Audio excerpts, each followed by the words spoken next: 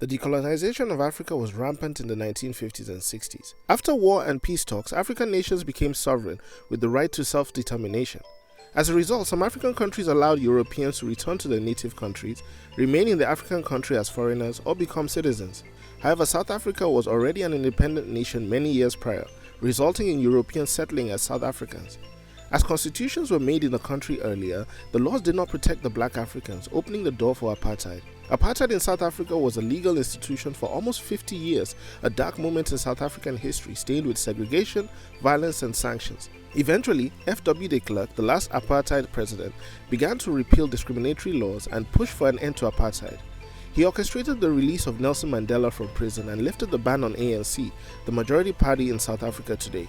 Though many see Nelson Mandela as the face of the end of apartheid, it's important to notice that FW De Klerk was an important, if not more important, to the end of apartheid. So with this week's question, what would have happened if De Klerk never was a South African president? Would apartheid have ended? What would South Africa possibly have looked like today? That is what we'll discuss today on Africa Assemble. If you do not want to subscribe, at least click the like button. If you do subscribe, welcome to the team and greet us in the comment below, and please do not forget to turn on the notification button to never miss our videos, which help us make more content you love about our amazing continent. Let's dive in. So story time. Frederick William De Klerk was born to parents Johannes and Hendrina De Klerk in 1936 in the suburbs of Johannesburg. As time went on, he graduated in Potchefstroom University in 1958 with a bachelor's in law. He eventually moved into politics, becoming a minister and joining the House of Assembly. Later on, PW Botha, a former president of South Africa, had a stroke, leaving the door for De Klerk to be president. Though initially thought to be a staunch proponent of apartheid, FW De Klerk exposed his ideologies against apartheid and made a slew of changes. He lifted the ban on media and, more importantly, called for the release of Nelson Mandela. All this would lead to the eventual election of Mandela in 1994, who in turn picked De Klerk as a vice president. Though over the years the relationship was tested, the two men remained friends. Mandela would eventually die in December of 2013, while De Klerk died much later in 2021. So with that said, what would have happened if FW De Klerk was never elected to be president of South Africa? It's obvious to say that South Africa would have gone down another path. Nelson Mandela could have remained in prison all those years, never to be president of South Africa and possibly perishing in prison. Additionally, the situation of South Africa would have gotten worse as tensions between the races would be at an all-time high. Events like winning the Rugby World Cup and the African Cup of Nations would not have happened, as South Africa would have still been boycotted. President Botha was slowly changing the laws of South Africa, and what's to say, had he not had a stroke, his longer tenure in office would change South Africa from what it is today. The ANC is another entity that would have been different had De Klerk not been president. Allowing the ANC to function fully like the Progressive Party or the National Party promoted the party to be the majority since the end of apartheid. On a personal level, Frederick De Klerk's life would have taken a much more different turn. He would not have been publicly regarded as the greatest traitor by the National Party, who thought of him as the person who gave the country away. He would also not be recognized with the Nobel Peace Prize.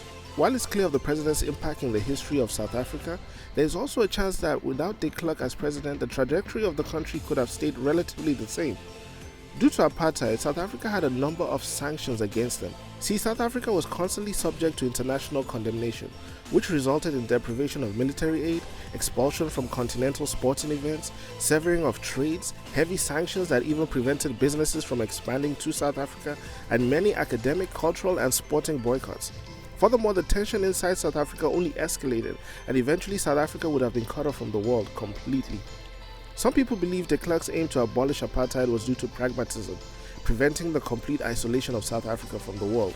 Even his brother mentioned the pragmatism of De Klerk, stating that Frederick aimed to build a non-racist society instead of a non-racial society, believing in a country where racism does not exist. However, racial separations are the norm.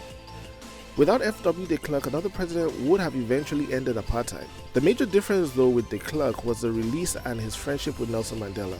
Another president could have ended apartheid without dissolving the systematic racism. All these ideas are part of reasons why some South Africans are still skeptical of De Klerk's actions, with some individuals opposing naming a street in Cape Town after De Klerk, to leaders like Julius Malema even insulting the man in death. Furthermore, De Klerk once said he did not believe apartheid was a crime against humanity. Though he later apologized for the remarks, the damage was already done. Some of the atrocities committed under his watch during apartheid keep a stain in his move to end apartheid. Regardless of the mistakes, words and actions of the man, it is difficult to take away his boldness and courage in pushing for a different South Africa. So what do you think? Would life have been completely different without De Klerk as president?